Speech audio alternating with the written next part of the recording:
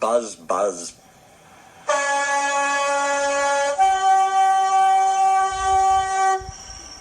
Boko reached the big station and arranged his trucks. Then he went to the shed and asked politely if he could come in.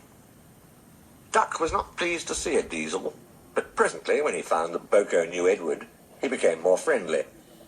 And by the time Boko had told him about Bill and Ben, they were laughing together like old friends. "Have they ever played tricks on you?" asked Boko. "Goodness me, yes," chuckled Duck. "Edward is the only one who can keep them in order. You know," went on Duck, "I sometimes call them the bees." "A good name," chuckled Boko. "They're terrors when they start buzzing around." Just then, James bustled in. "What's that, Duck? Are you terrified of bees?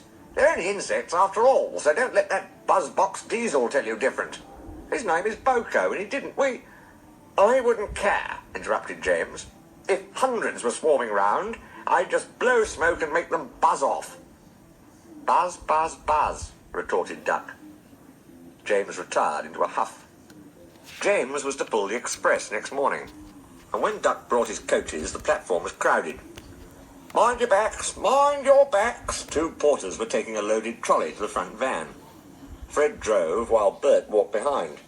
"Careful, Fred, careful," warned Bert, but Fred was in a hurry and didn't listen. Suddenly an old lady appeared in front. Fred stopped dead, but the luggage slid forward and burst the lid of a large white wooden box. Some bees flew out, and just as James came backing down, they began to explore the station. Someone shouted a warning. The platform cleared like magic. The bees were too sleepy to be cross. They found the empty station cold. James's fireman was trying to couple the train. They buzzed round him hopefully. They wanted him to mend their hive, then they could go back and be warm again. But the fireman didn't understand. He thought they would sting him.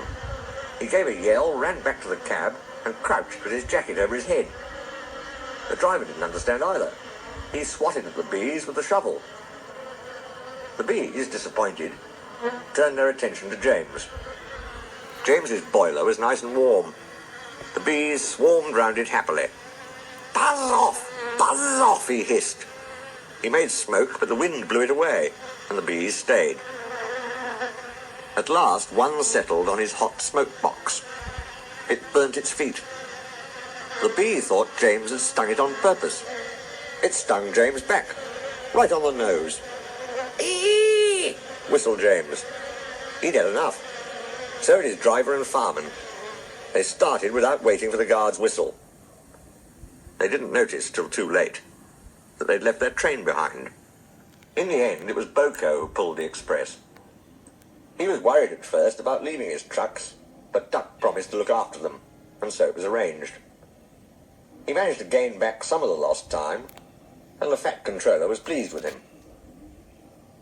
No one seemed to notice when James came back to the shed. They were talking about a new kind of beehive on wheels. It was red, they said. Then they all said, "Buzz, buzz, buzz," and laughed a lot. James thought that for big mainline engines they were being very silly.